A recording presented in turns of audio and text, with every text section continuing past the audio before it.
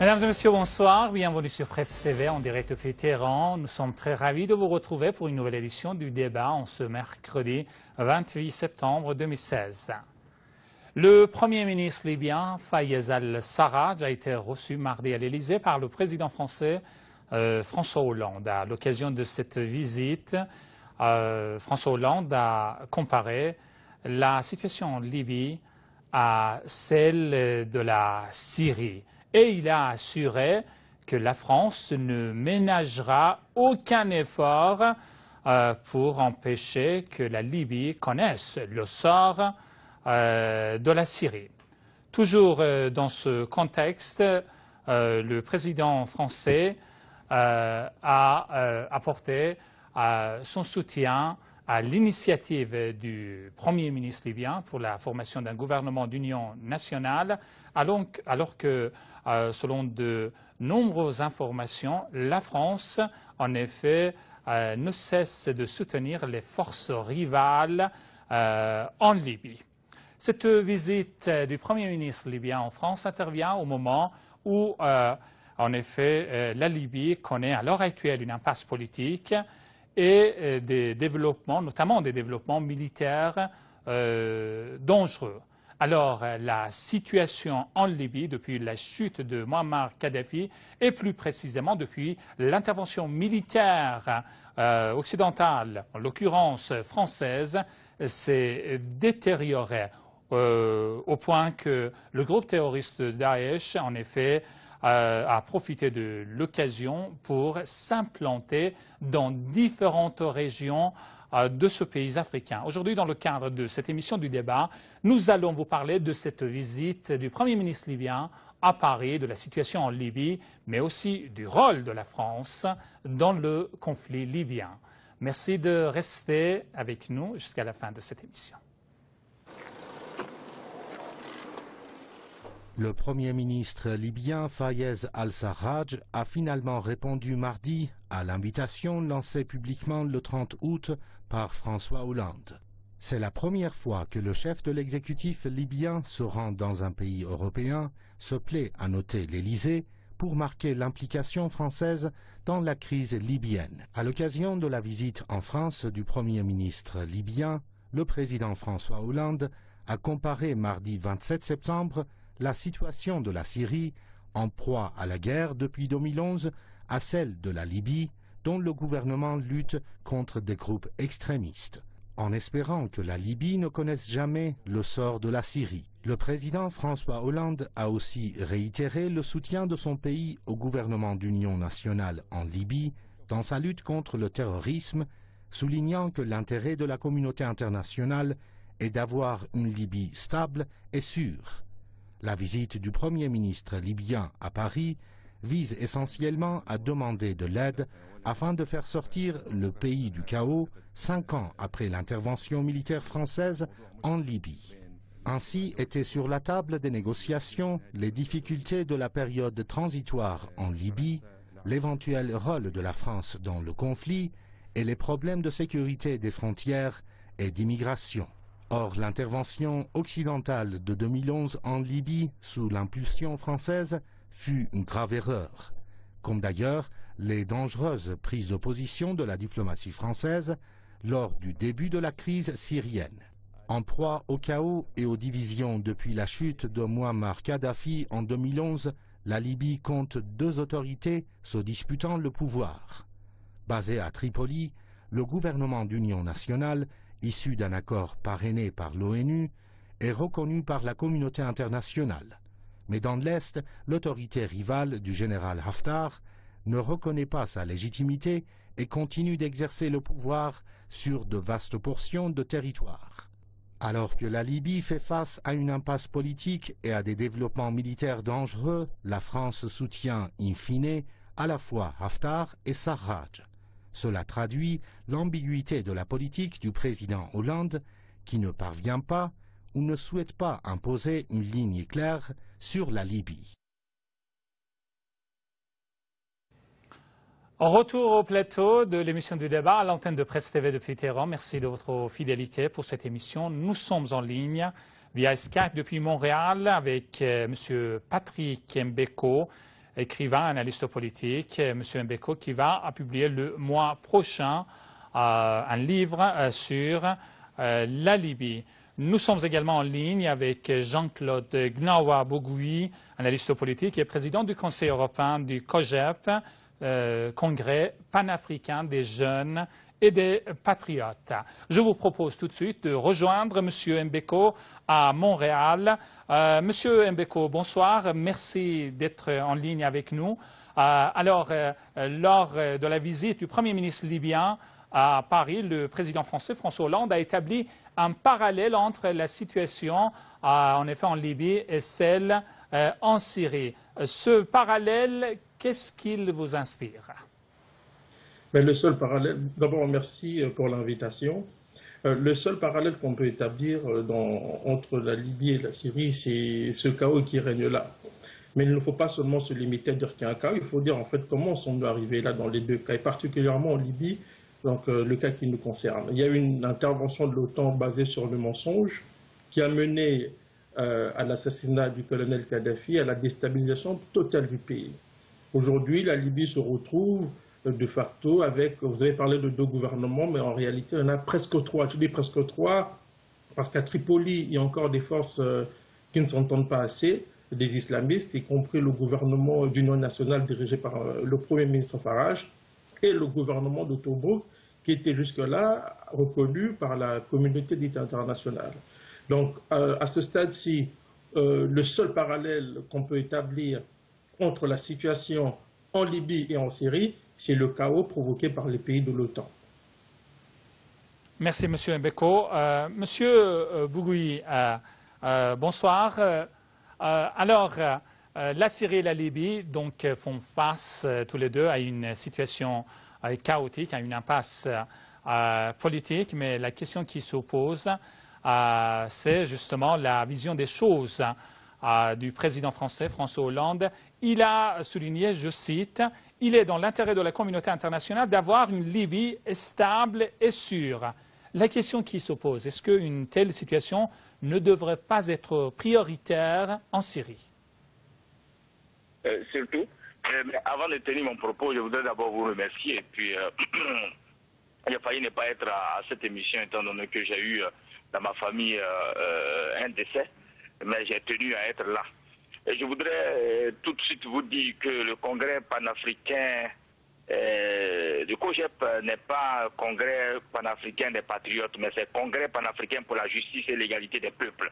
Je voudrais d'abord faire cet éclaircissement avant de dire que, comme l'a dit mon collègue tout à l'heure qui a intervenu depuis Montréal, depuis le Canada, la communauté internationale avec les grandes puissances comme la France, comme les États-Unis, comme la Grande-Bretagne, font la politique internationale sur du mensonge. Et donc, c'est eux qui créent le chaos. Donc, faire le parallèle entre ce qui se passe en Libye et en Syrie, je pense oui, mais un parallèle qui est dans qu'on peut comparer à la confusion même que la communauté internationale mène dans les affaires de la politique internationale. Parce que c'est la France qui, avec son mensonge, a amené cette révolution qui n'était même pas une révolution, qui ne pouvait même pas ébranler le gouvernement, mais ils ont soutenu, parce qu'ils avaient des comptes à rendre avec le colonel Kadhafi, et ils l'ont assassiné. Aujourd'hui, c'est un chaos total au niveau de la Libye. Et donc, si François Hollande s'élève pour dire oui, la communauté internationale veut une Libye bien stable, mais la Libye, bien avant leur invasion, la Libye était stable. Les Libyens vivaient décemment, les Libyens vivaient comme des Européens aujourd'hui, mais aujourd'hui, c'est du n'importe quoi en Libye, et tout le monde passe par la Libye pour pouvoir venir en Europe. Aujourd'hui, nous assistons à des catastrophes humanitaires. Et donc, qu'ils tiennent un discours, c'est eux qui doivent être d'abord stables dans leur tête, dans leur vision, avant que les États où ils interviennent retrouvent la stabilité. Merci, M. Bougoui. Nos sincères condoléances, M. Bougoui. Alors, M. Mbeko, je reviens aux propos du président français. Il a déclaré que la France ne ménagera aucun effort pour empêcher que la Libye connaisse le sort de la Syrie. Qu'est-ce qui fait que la France soutient le gouvernement d'union nationale en Libye, en guerre contre les groupes terroristes, mais en Syrie, il apporte son soutien, la France elle apporte son soutien aux groupes terroristes dont, en effet, l'objectif de renverser le président légitime du pays. Mais, pour éclairer la lanterne de vos téléspectateurs, j'aimerais quand même situer les événements. Il y a un conflit local. Et à cette dimension locale du conflit s'en ajoute une autre qui est régionale pour ne pas dire internationale. Donc, la Libye post-Kadhafi est aussi le théâtre des rivalités entre, d'une part, l'Arabie saoudite, les Émirats arabes unis, l'Égypte, tous bienveillants à l'égard du gouvernement qui est à Tobruk. Et d'autre part, vous avez le tandem Qatar, Soudan, Turquie, la Turquie qui a pourtant reconnu le Parlement de Tobruk, accusé de soutenir les frères musulmans. Et par extension, donc, comme je disais, le Qatar, le Soudan, la Turquie soutiennent le gouvernement d'union nationale de M. Farage, qui jouit en même temps, et là il faut le dire, du soutien de puissances occidentales, les États-Unis en tête. Donc pour être plus clair, dans cette situation que vous évoquiez, vous avez Paris, qui reconnaît le gouvernement d'union nationale, tout en soutenant militairement Khalifa Haftar, resté loyal aux autorités parallèles. Donc c'est assez particulier. Et en même temps, vous avez les États-Unis, alliés de la France, qui soutiennent les amis islamistes du GNA, donc le gouvernement d'union nationale, qui sont en guerre contre l'État islamique et le gouvernement de Tobruk. Et donc, quand vous ajoutez à cette donne compliquée le fait qu'il y a des puissances régionales qui font la pluie et le beau temps, en soutenant les uns les autres en fonction de leurs intérêts, vous vous retrouvez devant une sorte d'équation à plusieurs inconnus. Que font les puissances occidentales, en fait? Ils veulent demeurer les maîtres du jeu libyen du début à la fin. Donc, dans cette optique, ils soutiennent toutes les parties ou jouent en fait à un jeu très troublant, ce qu'on appelle en fait la stratégie du chaos, qui consiste à soutenir la thèse et l'antithèse. Donc, on est avec un gouvernement, on reconnaît le gouvernement qui est là, le gouvernement de M. Sarraj, qui a été, d'ailleurs, faut-il le dire aussi, imposé par l'Occident. Et d'autre part, on soutient militairement ceux qui lui font la guerre. Sans compter qu'il y a dans cette même région, dans ce même pays, disons, des forces régionales donc, que j'ai citées, qui soutiennent chaque camp. Et ces forces régionales, donc quand je parle ici, je parle du Qatar ou de l'Arabie saoudite, sont les sous-traitants de l'Empire américain. Donc il y a un jeu troublant, c'est un cafouillage total, mais qui répond, il y a un cafouillage total qui répond à une stratégie donnée des puissances occidentales. Merci, M. Mbeko. M. Bougoui, donc plusieurs puissances régionales et internationales sont impliquées dans le conflit libyen. Alors, en ce qui concerne, bien sûr, particulièrement la France, pourquoi la France continue à la fois de jouer le jeu du général Haftar, mais aussi du gouvernement Sarraj? Est-ce que la France n'est pas plutôt engagée dans la guerre du pétrole et non pas dans la guerre contre le terrorisme? Effectivement, je pense que tout à l'heure, le spécialiste même de la Libye nous a éclairé. Et donc, au-delà de cette stratégie du chaos, je pense que quand on sème la confusion quelque part, c'est qu'on veut détourner l'opinion internationale, l'opinion nationale à d'autres choses, pendant que de l'autre côté, il y a des tankers qui prennent le mazout, qui prennent toutes les richesses parce que la population, les élites du pays sont en conflit. Et donc, effectivement, la France a un œil sur le pétrole, sur les richesses de la Libye. Voilà. Merci. Monsieur Mbeko, alors vous avez évoqué tout à l'heure la stratégie du chaos. Est-ce que si on remonte en arrière, est-ce que c'est dans le cadre de cette stratégie qu'il faudrait en effet replacer l'intervention militaire occidentale sous l'impulsion française en 2011? Mais je veux d'abord corriger une chose, parce que j'entends ça souvent. En fait, l'intervention en Libye n'a pas été coordonnée par la France. Elle a été coordonnée par les États-Unis qui ont mis en avant la France et la Grande-Bretagne, mais particulièrement la France. Maintenant, le processus actuel, en fait, découle d'une stratégie longuement mûrie des stratégistes américains. On se rappellera que le général Wesley Clark, qui était le commandant-chef de l'OTAN en Europe, avait clairement dit que le Pentagone voulait en fait les États-Unis voulaient s'emparer de 7 pays. Et parmi ces 7 pays figuraient la Libye et la Syrie, donc des pays qui sont déstabilisés aujourd'hui. Donc quand on revient un peu en arrière, on se rend compte que tous les pays cités par Wesley Clark ont été déstabilisés. Il ne manquait que 2. Et les 2 pays, c'était la Libye et la Syrie. Et donc la déstabilisation de la Libye s'inscrit dans un processus global des États-Unis visant à remodeler la carte géopolitique de cette région, de ce qu'ils appellent aujourd'hui le Grand Moyen-Orient. Donc, on ne peut pas comprendre en fait ce qui se passe aujourd'hui dans cette région si on n'a pas un regard braqué sur ce projet ancien américain qui vise à démembrer la plupart des pays de la région qu'on appelle la région MENA en vue de les contrôler et surtout de contrôler leurs ressources énergétiques. Et ça, c'est très important. Donc, tout ce que disent les responsables occidentaux au sujet de ce conflit, ce n'est que de la poudre aux yeux. La France, il ne faut pas oublier, essaye de jouer sa partition dans ce conflit tout en étant sous la coupole des États-Unis. Et il ne faut pas oublier aussi que quand ils ont fait la guerre en 2011, tous les pays occidentaux impliqués dans la guerre étaient pour l'assassinat de Kadhafi, mais chacun avait un agenda qui lui était propre. La France est en train de lorgner le pétrole et le gaz libyen, tandis que les États-Unis ont un regard beaucoup plus global qui va au-delà du pétrole et du gaz, qui consiste à établir une base de l'Africam dans ce pays et de la Libye, déstabiliser les autres pays de la région. Je tiens à rappeler d'ailleurs que juste après l'assassinat de Kadhafi, les armes sont parties de la Libye pour aller déstabiliser la Syrie. Et qui a commandé ces opérations? Un certain Abdelhakim Bellage, qui était un membre d'Al-Qaïda, récupéré par l'OTAN pour renverser Kadhafi. Et aujourd'hui, ce sont ses amis d'État islamique qui sont en opération en Syrie. Monsieur Bougoui, donc, il s'agit là d'un partage de rôle entre les puissances occidentales en Libye, en Afrique, mais aussi alors dans de nombreux autres pays, dans le cadre d'un plan global américain. Oui, effectivement, on sème le chaos et puis on se partage le gâteau. Et comme il a dit tout à l'heure, la France joue en sous-traitance.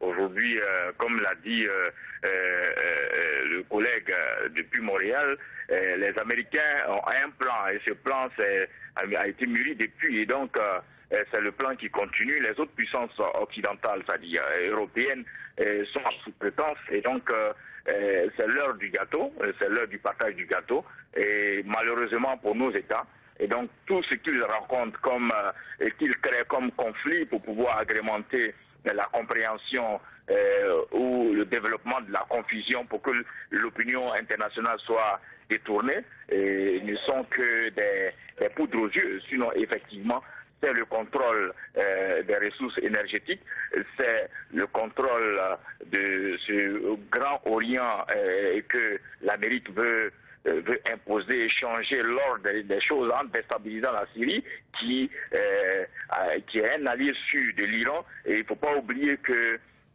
les Américains, quand bien même qu'ils ont aujourd'hui une autre approche de la politique ou des relations avec l'Iran, n'est pas tout à fait satisfait du régime iranien. Et donc, ils sont dans une politique d'isolement de l'Iran. Et donc, il faut déstabiliser tous ceux qui lui sont proches.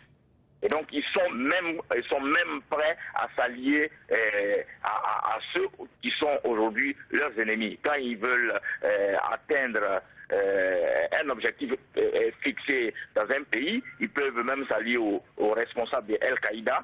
La preuve avec la Libye, comme il a dit tout à l'heure, le patron qui a recruté tous ces islamistes qui ont combattu le colonel Muammar Kadhafi. Aujourd'hui, ce sont les chefs de guerre de l'État islamique en Libye. Et donc, là, c'est le peuple libyen, c'est le peuple africain, c'est le peuple arabe qui en souffre, pendant que ceux-là se trouvent, les grands penseurs de ce monde qui veulent modeler ce monde se trouvent à Washington dans les salons flottés et ils jouent avec la vie, l'avenir des nations. Merci. Monsieur Mbeko, alors une nouvelle révélation en France qui n'est pas d'ailleurs sans rapport avec, en effet, l'affaire du financement de la campagne présidentielle de l'ancien président français Nicolas Sarkozy en 2007 par Mouammar Kadhafi. Et justement, cette révélation intervient parallèlement à la visite du Premier ministre libyen en France. Est-ce que c'est, d'autant plus que la France est en période électorale, est-ce que cette concomitance vous paraît-elle gratuite? Peut-être pas, mais il faut comprendre qu'aujourd'hui, le régime qui est en place en France essaie aussi de tirer son épingle du jeu des compromissions de l'ancien chef de l'État, Nicolas Sarkozy. C'est aussi clair que ça. Moi, je l'avais appris quand j'étais à Paris que de part et d'autre, on essayait d'utiliser l'affaire libyenne pour des questions de politique intérieure. Mais je crois que le plus important aujourd'hui est de retenir que, et ça c'est une leçon pour les dirigeants arabes et africains, d'Afrique subsaharienne, c'est qu'il faut faire attention aux alliances qu'on va tisser avec l'Occident. Parce que l'Occident ne garantit rien à personne. Les Occidentaux, en tout cas je parle des dirigeants occidentaux, l'oligarchie, sont des gens qui sont fourbes. Et Kadhafi avait financé la campagne de Sarkozy, c'est un fait. Moi j'ai entendu d'ailleurs des gens le dire, il y a même des Libyens qui le disent. J'avais eu une discussion avec une personne qui était très proche du colonel Mouammar Kadhafi, qui l'avait affirmé, qui était même, c'est l'un des témoins clés d'ailleurs de cette affaire de l'instruction française.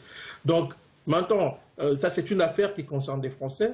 Il y a une leçon à retenir pour les dirigeants arabes et africains, qui est que vous pouvez soutenir un dirigeant occidental, mais il n'hésitera pas à vous renverser le moment venu en fonction des intérêts de l'Occident oligarchique. Une toute dernière question à M. Bougoui. Monsieur Bougoui, alors le bilan de la politique extérieure du quinquennat de M. Hollande a été, il faut le dire, extrêmement décevant.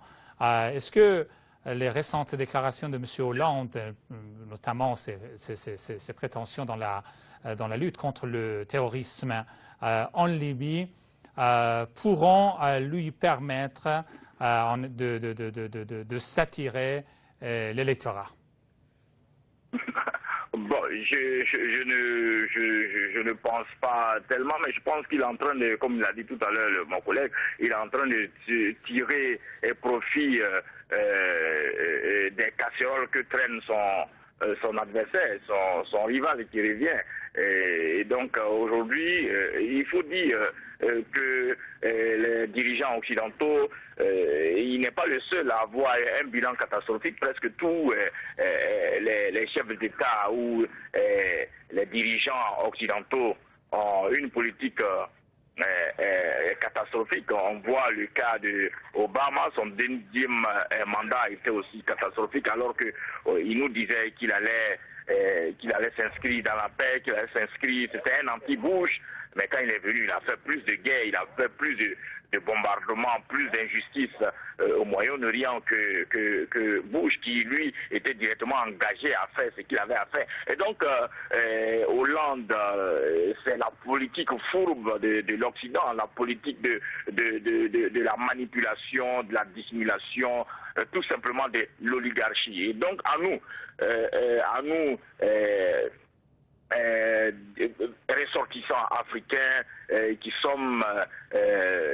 nous intéressons à la politique internationale, le seul appel que nous devons lancer, c'est celui que a lancé le spécialiste libyen depuis Montréal, qui dit que nos chefs d'État africains doivent avoir des alliés, je ne dirais même pas avec les Occidentaux, mais doivent avoir des alliés avec leur propre peuple. Jean-Claude Gnawa-Bougoui, analyste politique, président du Conseil européen du COJEP, Patrick Mbeko, écrivain et analyste politique. Je vous remercie infiniment d'avoir participé à ce débat. Voilà, c'est la fin de cette émission. Merci de votre attention. L'info continue sur Presse TV. À tout de suite pour un nouveau journal.